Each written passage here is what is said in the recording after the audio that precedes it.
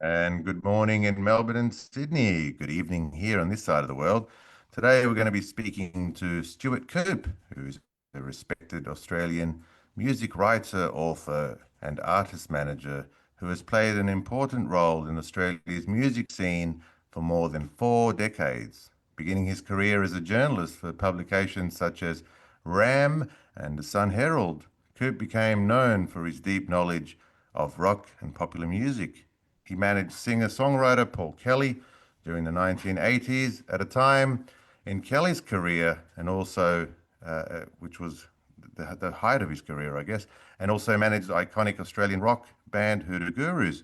Alongside his management work, Coupe is the author of 18 books on music and culture, including titles such as Gudinski, the Godfather of Australian Rock and Roll, and Shake Some Action, the ultimate guide to Australian garage, punk, and power pop, cementing his reputation as one of Australia's most knowledgeable chronicles of contemporary music. So, good morning, Stuart. Good morning. How you doing?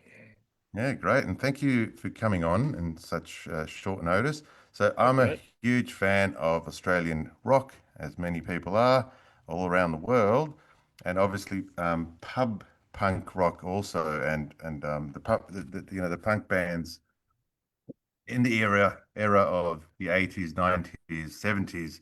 So let's start from the beginning in your career, Stuart. What was the inspiration to become a writer, a journalist, to follow bands around and then manage some great names in Australian history? Obviously, Paul Kelly and the Hoodoo Gurus. How did it all begin for you? Look, it all started with me basically falling in love with rock and roll and soul music. As a kid, I grew up in Launceston in Tasmania. I used to obsessively listen to the radio, and I was born in 1956, so I'm listening to radio in the 1960s, which was a golden age for radio, and I'm hearing Motown and Jimi Hendrix and The Who and a whole lot of great things on the radio. And I fell in love with an Australian song called Friday on My Mind by the Easy Beats, which I still think is one of the greatest songs ever. Bought a copy with the first pocket money I'd ever saved up. It was $1.15 in those days. And basically from then on, there was no great design beyond wanting to share what I loved with other people. I wasn't musically inclined. At one point in my life, I tried for about 10 minutes to learn the mandolin and failed dismally. So I didn't know, I didn't really want to be a musician. I was just, and still am, I hope, a music fan. And so the way that I knew to do that initially, I mean, I do a lot of radio and I have done for the last 2 decades, um, but was to write about music. And I sort of taught myself, but you know, teaching myself was also by reading a lot of music writers that I admired and loved. So, I went to university in Adelaide in South Australia, became one of the editors of the university magazine. We put the Sex Pistols on the cover of one issue. I started a fanzine called Street Fever, and then with a friend started a magazine called Roadrunner. And I was freelancing for RAM magazine in Sydney, and eventually they offered me a job for $90 a week. And so I hightailed it from Adelaide to Sydney, and just from there, managed to eke out a career as a freelance writer. I was around at the right time. I think, I worked really hard. I wrote and wrote and wrote and wrote. And it was, Ram magazine was a very significant publication at the time. Then I moved to the Sun-Herald, which was then Australia's biggest selling newspaper, and was music writer there for 10 years. But I was always freelancing for basically anyone who would pay me, and Yeah. hopefully getting slightly better at this caper of writing about music. And again, going back to what I said, conveying my enthusiasm for what I was Yeah. listening to. Okay, so obviously rock music in Australia is huge, has always been huge. But before it became huge, look, I've had some great people on the show. I've had people like David Williamson, the great playwright. I also had Geraldine Turner.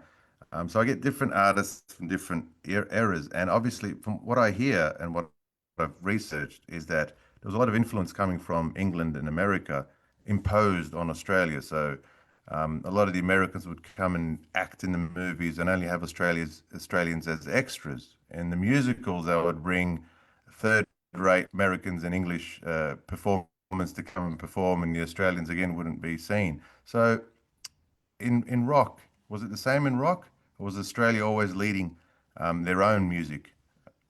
So, Oh, look, I mean, from the very early days, we clearly in this country, had our own music.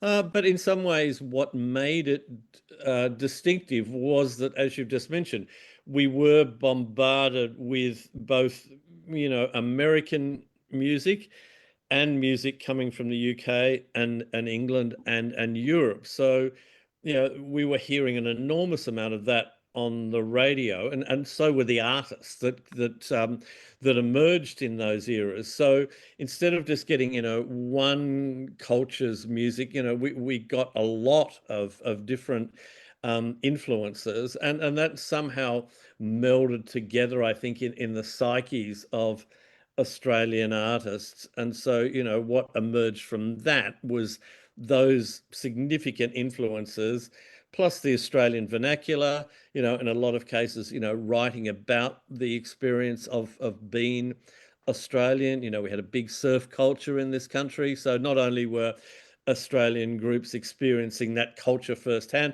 they were hearing Dick Dale and all the great surf bands that were coming from California in that era. But what emerged in this country was Beach what Boys. was a Yeah. distinctively Australian take on all of this music. So no, and look, people soaked it up. That we had the opportunity to see, most of the great artists from overseas, in the late 50s and early 60s, thanks particularly to a promoter, an American promoter by the name of Lee Gordon. So, the Beatles came to Australia, the Rolling Stones came to Australia, Buddy Holly came to Australia, Chuck Berry was here. There were very few people that didn't come to Australia. Yeah. And what was it like? Obviously, the Beatles were around, were big in the 60s. Also, the Bee Gees. So the Bee Gees are Australian.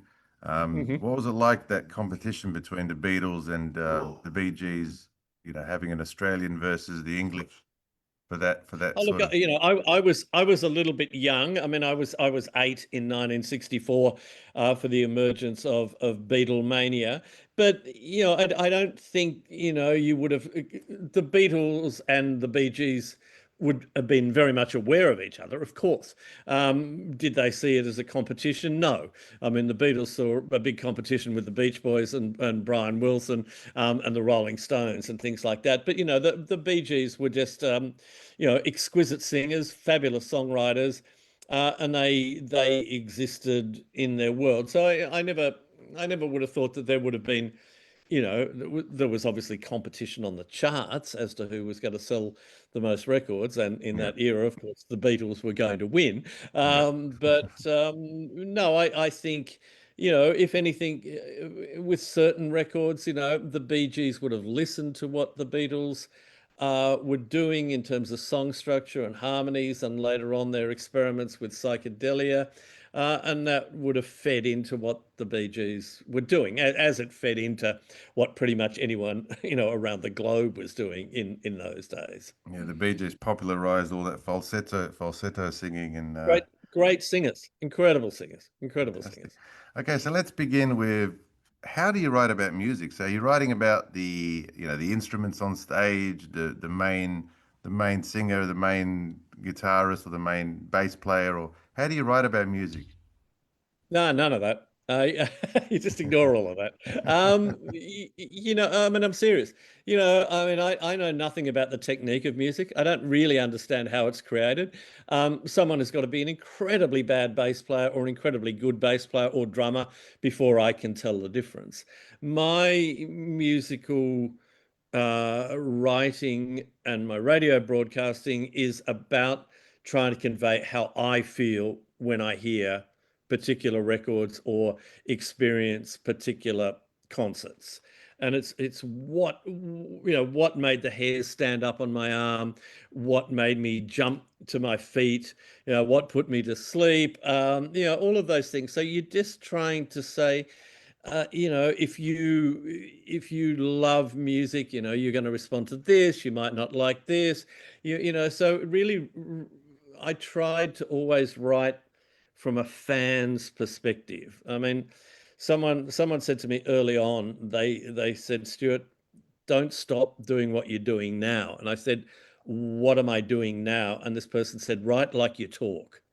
And so I write as if I'm having a conversation with you or with whoever is reading or listening to me on the radio. And I go, you wouldn't believe this band I heard last week. Or, this record is just incredible. You listen to this song and this lyric, and then there's this great guitar solo. I don't know how he does it. Don't really care. But, it's phenomenal. So it's really, it's enthusiasm is what I'm trying to convey. And look, you're trying, as you get older, you try and give a little bit of perspective. I grew up when there wasn't much rock and roll to know about and write about. You could pretty much know everything.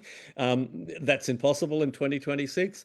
But you sometimes can, with the wisdom, if we've got wisdom as we get older, hopefully we do, you can say, I'm hearing this new contemporary band and I'm guessing that they listen to The Clash, or maybe they listen to Patti Smith, Yeah. or, there's echoes of Steely Dan in this. And so you're giving a frame of reference to your reader or listener. But, I don't tend to make it complicated. I rail against music writers who use big words and try and make themselves seem more intelligent than the listener, and try and bolster their own ego. It's about a conversation about an art form that I happen to be pretty passionate about. Yeah. And it's nothing more complicated than that. There are only so many ways you can describe a guitar solo. There are only Exactly. so many ways you can talk about a drummer's performance. So don't bother. Just say blah blah blah. An incredible drummer. Animated, ferocious. A reader's not stupid. They get the picture. Yeah. Yeah. It's What about it's when you pretty. interview? You interview all these, you've interviewed everyone. So obviously Paul Kelly, Hoodoo Gurus, who you actually managed, Midnight Oil, The Saints, Radio Birdman, Nick Cave and the Bad Seeds, The Go-Betweens, The Church, Cold Chisel, the list goes on and on. When you interview and speak to these great bands and artists, um, how does it feel? And you need to know your stuff basically also when you speak to these people. Oh, look, Um, I mean, you have a conversation. I have some notes in the back of my head about what I'll fall back on if things go badly. But early on, you try and establish with them that you do know and you have respect for their career, and you have listened to their music, and it's not going to be a run of the mill. Tell us about your new record. How's your tour going? Interview. Most musicians don't want to talk about that sort of stuff. I mean, I try and get musicians to talk about anything other than music. yeah, They're bored. They're bored with talking about music. So, and listening is important. You go with the flow of a conversation. yeah, There's nothing worse than a stilted interview where the interviewer has got a list of 20 questions, and no yeah. matter what the artist says, they go through We those go 20 back to the questions. questions. Yeah. Yeah, I talked to Mick Jagger about cricket. He was more interesting talking about Wow. cricket than he was talking about, The Rolling talking about the Stones. Rolling Stones. I Yeah, talked to Keith Richards about blues artists and aging. You talk to Bob Dylan about just about whatever Bob Dylan wants to talk about. With the Australian artists, look, a lot of them had become friends and or acquaintances over the years. It's sort of easier with Australians. I mean, because they kind of they read your stuff, they hear you on the radio, they know that you know what you're talking about. Paul Kelly was the very first interview I ever did back in 1977. But when you're tackling someone from, be it, I ended up talking to Bruce Springsteen. Well, I've talked to Bruce Springsteen a bunch of times, but the Wow. first time that we did an interview was in Paris in 1981. We ended up talking about Australian music. We talked about how he couldn't work out the chords to "Fright Out My Mind" by the Easy Beats, and various other things that he loved about Australian music. So I walked into an interview with Sting, and I remember going, oh, he must be so bored. It's the end of a day. He's probably done 15 interviews before me. And I just looked at him. I thought, look, he might take this the wrong way, or it could be fine. And I just looked at him and I said, Sting, what's your favorite color? Now, he could have taken that the wrong way, but he spent 45 minutes telling me why it was black. And Wow. it became a fantastically insightful look into the world of Sting and his music and so forth. Could have gone horribly wrong. He could have said, don't ask me such a stupid question. Get out. It's thrown me out of the hotel room. But he responded in kind. So, they're all different, but it's important to know your subject, let them know that you're a fan, and that yes, that what they've done before, and you don't, ask them, when is this your first album, when it's like their eighth. You just it's but a lot of people just stumble into interviews without doing that basic homework. But then I have a Background work. Yeah. tiny little scrap of paper with a couple of fallback questions, but really you're just there to have a conversation and hopefully glean something about them that people haven't read or heard before. So if I walk into a hotel room, so again, someone said to me once, we were talking about journalism, and she said to me, "Oh, Stuart, you've got great eyes." And I thought she was trying to chat me up, but she was just actually saying that what I did was, when I walked into a hotel room, I'd look to see what magazines they were reading, what they were watching on television, what had been turned down, what books might be by the bedside, Yeah. anything that gave me a glimmer of something they might want to talk about. I always wanted to talk to musicians about what they read, Yeah. and whether they were, into particular authors, or what films they watched, or Yeah. sport, or anything that was like interesting for them. Because if you get the artist engaged in a conversation, then you're going to get a lot more out of them than if you're just going, oh, tell me about the studio, and It's trying to it's bring like, out the human element. I remember I met Nick Cave in 2011 in London, and everyone, after the show, they're running up trying to get selfies with him, and I just went up to him and I just shook his hand, and he's like, "Oh," and he really appreciated it. He actually hugged me, and I hugged him back, and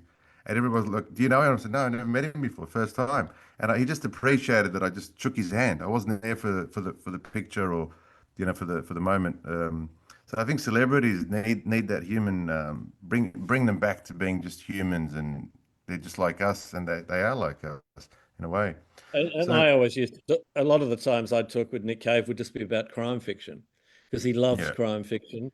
yeah, he And made that movie, didn't he? He wrote a film about crime, didn't he? I yeah, think no, he's got, and he did the Murder Ballads very album. I very remember. intelligent man with Yeah. Kylie. So Yeah, he was again much more interested in talking about, books and authors and things other than songwriting. So, yeah. All right.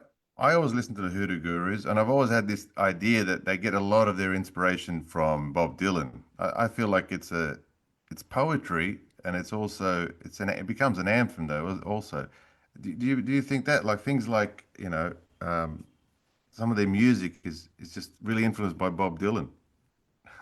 I don't know. That's an interesting thought. I mean, I would not have thought that.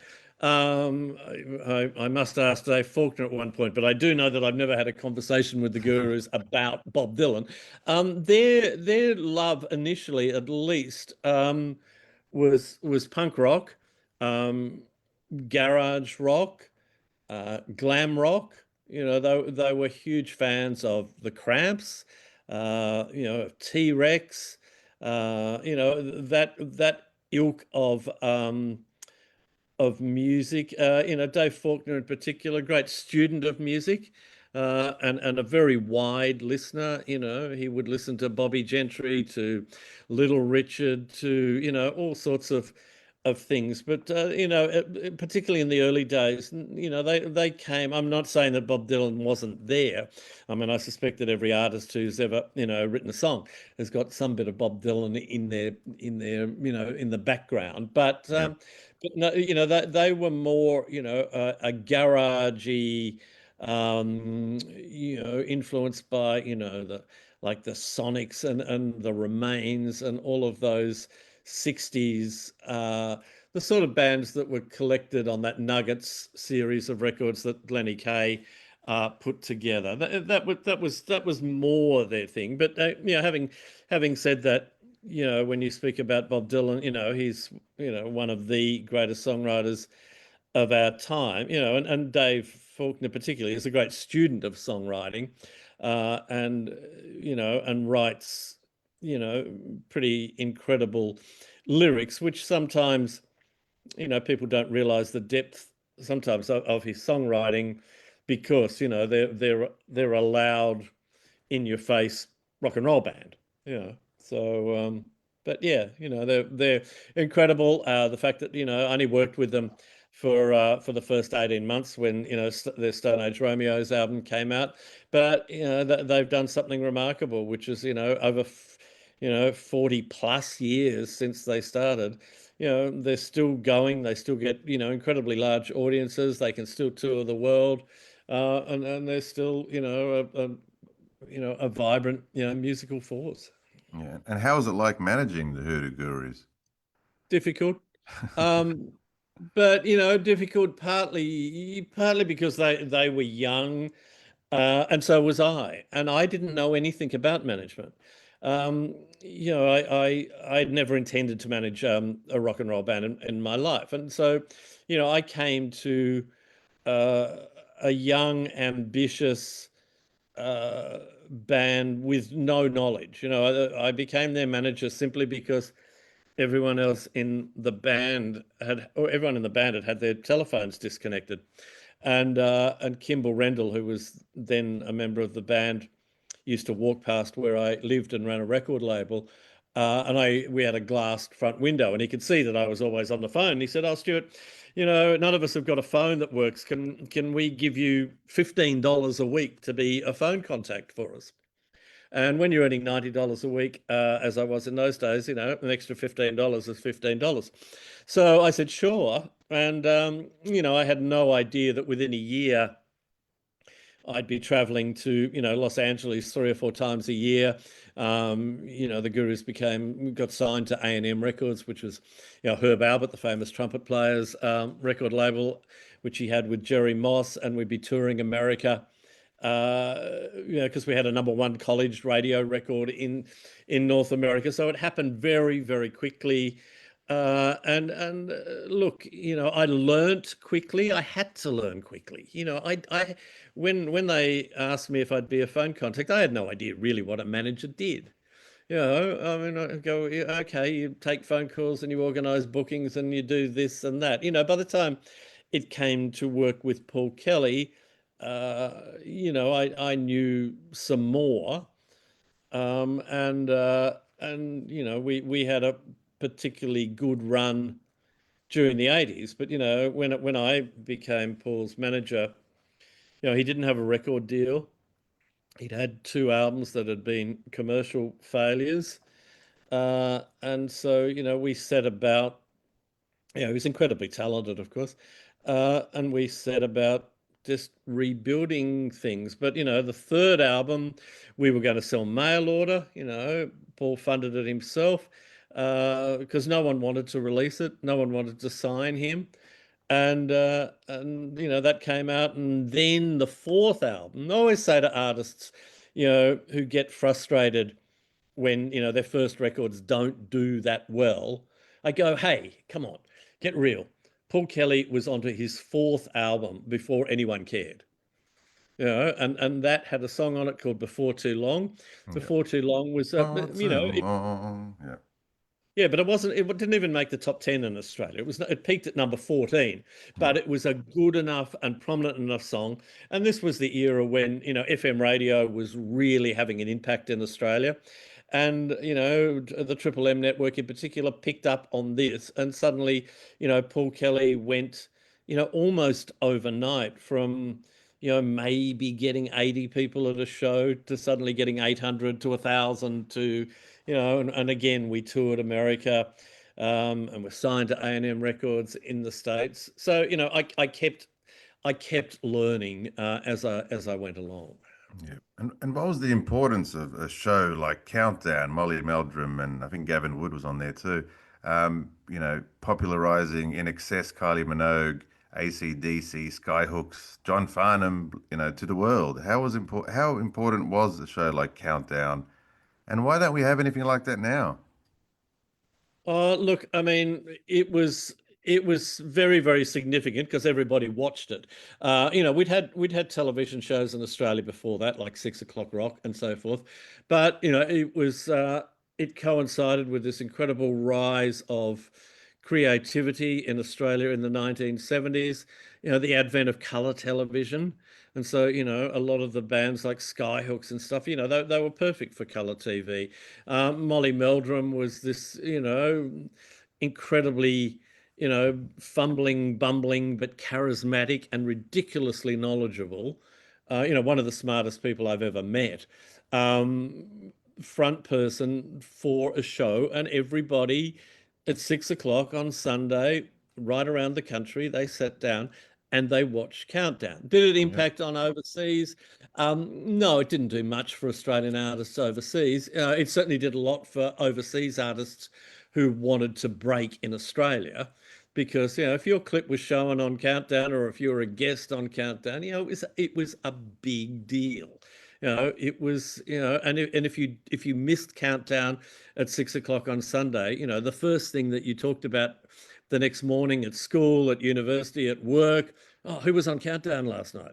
What did you see? Blah blah blah and blah blah blah. So it was important, like that. Look, why don't we have shows like that anymore? The late and very great Michael Gudinski started one, during COVID, which I wish um, had continued on. Look, people get their musical information from different places these days.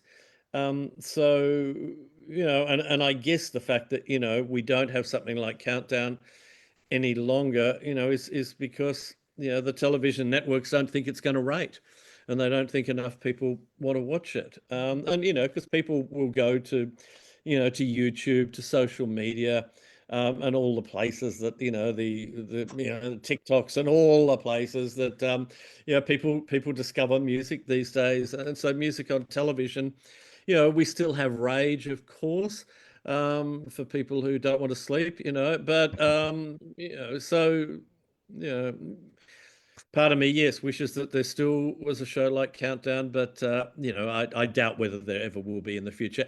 It was a time and place. It was incredibly great television for all its chaos, and unpredictability, yeah. It was and great fun, wasn't it? a lot. It was an enormous amount of fun. Introduced Australians to a phenomenal amount of music that they may not have heard about otherwise, and Yeah. made careers for people. So Yeah, yeah. obviously our biggest exports, obviously Michael Hutchins, In Excess, Kylie Minogue, and Nick Cave. Um, I've met a lot of people that call Nick Cave a bit of a sellout because of the whole post-punk thing. I can't see it. I think his music's still great. It's always been great. Um, and I mean it's different from what it was in the late 70s and 80s, but it still has all that dynamic happening. Anyone Um, who says that is crazy. I mean, yeah, what do you want with an artist? Do you want them to make records like Nick Cave made in the late 70s and early 80s and keep on making them for the next 40 years? How boring is that for, these people wouldn't be saying that if Nick had spent 40 years making records that sounded like the birthday party and the boys next door. And any artist will not do that. I mean, Nick Cave to me is like a Prince. He's like a David Bowie. He's a truly great artist, and great artists evolve. And so, they're not going to sit still because they're going to get bored. Imagine how dull it would be being Nick Cave trying to make another album that sounded like what he sounded like in 1981, 45 years later. It'd drive you crazy. And so anyone who is stuck in that mindset of going, oh, he's sold out, he's not what he used to be. Certainly he's not what he used to be, and we should be thankful for that. Has he sold out? Of course he hasn't sold out. He's just evolved as a creative individual, and explored different subject matters, different approaches to making music. And we should be very, very thankful that we've had, close to 50 years of music being made by Nick Cave. Yeah. From your memory with Nick Cave, talking to Nick Cave, is the inspiration gospel, a little bit of, Bible phrases and that sort of, there's always that little gospel thing there. Even when he's saying, I don't believe in an interventionist God. What was that? There's always, he was criticizing the vicar in the song, and there's always an angst towards religion, but it's still there. It's still there in the music. Was gospel a big part of his Oh, look, I inspiration? mean, Nick Cave's a highly intelligent individual who, reads and listens very, very widely. And, look, he's read the Bible. Paul Kelly's read the Bible. Bruce Springsteen must have read the Bible. Bob Dylan clearly went through a very, very heavy Christian period, So, I mean, the Don Bible. McLean also, yeah, Don McLean. Look, I mean, the Bible, whether you subscribe to it being, an incredibly important work or a great work of fiction or whatever you think of it, I mean, it's a significant text. And as someone said, give a Bible to someone and you're going to end up with a great songwriter. There's lots of good yarns in the Bible. There's lots of good, stuff that aids songwriters. And so yes, clearly Nick Cave is heavily influenced by his reading of Into the My Arms. Bible. Sorry, I remember the song. Yeah. Into My Arms, oh Mhm. Lord. Yeah. So obviously, obviously other greats like Johnny Cash, Willie Nelson. It's country, but obviously influenced also from the Bible. Um, let's talk a little bit more about AC/DC 1970. That was the original reason I got you. I was looking for you, Stuart, because it's the anniversary this year, 1976, when AC/DC stormed onto Swanston Street on those vehicles. What was that like, and what was the reception? And that just changed Australian rock forever, didn't it? Bon Scott.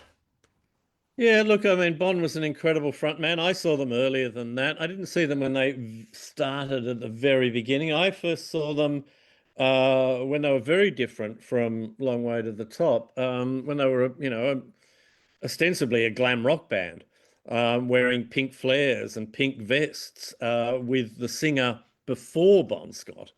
And I was in Adelaide, not then studying. I was over there, believe it or not, playing squash for Tasmania, and a friend took me to see Lou Reed, who was playing in Adelaide, and the support act with this band that I'd never heard of before called AC/DC. Yeah. And they were very much, it was pink flares. Angus had the schoolboy uniform on, and it didn't look as ridiculous then as it does now because he was close to being a schoolboy back then. And the singer, Mark Evans, was it Mark or Dave? I always confuse them. But this was about a month before he was replaced by Bon Scott. Yeah. So I didn't think that much about them at the time. I thought, oh, but I was there to see Lou Reed. Okay. This was 1974, and I was a card-carrying Lou Reed fan. And I just remember, AC/DC thinking, oh, they're pretty good, not bad. And then, of course, they became this global, juggernaut. Really, I met Bon once. I went out to Sydney Airport in 1978, before they were heading off overseas to make a record. And spent some time chatting with Bon, who I remember being incredibly affable, funny, three-quarters of the way to being drunk, and highly entertaining. So it just of course it just grew from there. But it grew from those days Yeah. when, particularly when Bon was fronting the band. Brian Johnson, is a great front person, but really, it was with Bon that they created that blueprint for what is still AC/DC, and people go along to hear those songs from that era of Yeah. of the band. Yeah. I know someone that knows someone that was a roommate with Bon Scott back then, and they said he drank a bottle of whiskey a day, but he was the nicest person, an absolute gentleman. Didn't really act drunk or crazy or anything. Just going along very nicely. So, what about bands like American bands like Def Leppard and White Snake and all that sort of stuff? Was that seen by Australians as too, cringe or too back then? Was it too No, no, clean? people love them, but I didn't. But that's just my musical taste. Yeah, I never went for that sort of stuff. But look, most international bands, once they achieve a stature overseas, they have an audience in this country, and I mean, in the case of Whitesnake, particularly Def Leppard, big audiences. Big audiences. Given we're a country of what, 26 million. There are you can count on like one hand the number of international artists who have not come to Australia over the years. The Grateful Dead, even though for a period they were the biggest band on the planet, never came to Australia. One of the, if not the greatest soul singer ever, Aretha Franklin, never came to Australia. But very, very few internationally recognized artists haven't toured this country, and they tour here because people want to see them, and yeah, there's an audience for them. And it doesn't hurt that it's when it's the North American winter, it's the Australian summer. So they all come from fantastic. September through to April, so they can escape the North American winter and enjoy Australian and sunshine. Yeah, I don't think there's anything like Australian punk or even Australian rock. There's that real grittiness. Even going to the pubs and all that back then. There was something about Australian music that it's different to English punk even. Um, and definitely needs to be heard worldwide, especially in that era. So let's move on to the future now. So where's the future of Australian rock and the 18 books that you've written? Um, do you speak about the future of rock in Australia? Oh, look, I mean, it's actually 17. I'm writing the 18th at the moment. And the only thing you mentioned in your introduction, Shake Some Action, is actually my memoir. So it's not about power pop. And, so, there's a bit of that in there. But it's really about my journey as a music fan. So if anyone listening and watching today wants to know more about my background, my memoir, Shake Some Action, is the place to start. Look, with the new book I'm writing with a friend of mine is about the history of Double J and Triple J, the radio networks in Australia. So, we look at the future of more, how long will radio continue? Is there a future for radio? Look, I think music changes all the time, but, I get very tired of people who say, oh, there's no good music anymore. Oh, it was really great in the 70s or it was great in the 60s. They're just people who've stopped listening, and they've chosen to define their youth by a particular period. And these people bore me senseless.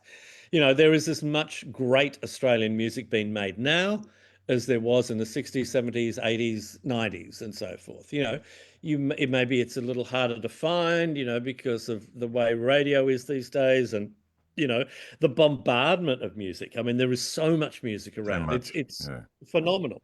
And so, despite, streaming services kind of knocking out a large proportion of income in some ways, but the people that carry on about the reduced royalty rates and how they get exploited by Spotify and so forth. I think they forget that they never really made much money from record sales either. I mean, it's a bit of a Yeah. furphy, I think, to say, oh, we've been exploited by this thing called Spotify or these other streaming services. Um, there are lots of things to love about streaming, lots of things to maybe, love a little less about it. Um, but at the end of the day, we're still getting artists that break through, that do incredibly well, both in this country and internationally. And the quality of music coming out of Australia, coming out anywhere around the world, is incredible. It's diverse, it's passionate, it's terrific. And then there's the same volume of recordings coming out. Where you go, oh, they're okay. Yeah. That they're the sort of things that bands and artists that maybe their limit is 150 people in a pub, and not global domination. Yeah. And it's the same crapshoot. Luck still plays a phenomenal amount uh, of a role in it. When Paul Kelly had that success with Before Too Long, there were and Darling It Hurts and other songs in that era, and same with the Hoodoo Gurus. There were a lot of other bands around who were making music that was equally as That's accessible, good. Yeah. but they got the tap on the shoulder. Yeah. Who necessarily in 1978 in Melbourne would have picked Nick Cave to be a global superstar in 2026? Not many people, Not if they many. were honest. Yeah. No, of course not. But I think, And so, yeah, go sorry. on. Go No, on. you go. I was going to say about back then. Look, I love the 70s and 80s. I still love music now, but not as much as 70s and 80s. But I guess the reason for that, for me, I guess, because there was a lot of movies made back then, and the music was used in the music in the movies. So a movie like Dogs in Space had In Excess in there, had Ollie Olsen, had Iggy Pop, it had Nick Cave, that song about suicide. Um, I've been contemplating suicide. There was all that in the movies. A movie like the band that the postcard band that had Ozzy Crawl, Reckless, great song. Anthems, all of them. So we're not making enough movies anymore, enough No, I Australian think that. movies. No, I disagree with that. We're making Okay. more Australian movies and we're putting more songs in them. I Okay. mean, Dogs in Space was not a big movie. I mean, it was a cult art house Yeah. film that has, at the time, that hardly anybody saw. Okay. That has attained a mythic. Sorry to be No, no, combative that's all here, right. but Yeah. But are we putting our but music in the movies? oh yeah, look, people are Okay. still getting, songs in films. I mean, I'm on the hop, but I'm sure I could think of a whole bunch of them if I had to. Are we getting them proportionally as much as songs from overseas? No, but there's more movies coming from overseas. Yeah. But Yeah, I'm talking about the Australian movies. Yeah. Like, yeah, look, I mean, Australian movies look for Australian songs yeah, in yeah, their yeah. soundtrack. So I think it's still a viable avenue for exposure for Australian artists. And then you look at Nick Cave and Warren Ellis; they've taken things into their own hands. They do soundtracks, and they have complete say of what they put in the soundtracks. So That's great. Yeah. that's the way to do it. But look, I mean, Dogs in Space was a fabulous. A fabulous, film. It was a snapshot of a particular time and place in Melbourne. But we have to remember that you know what it was at the time. It wasn't Star Wars or ET, No.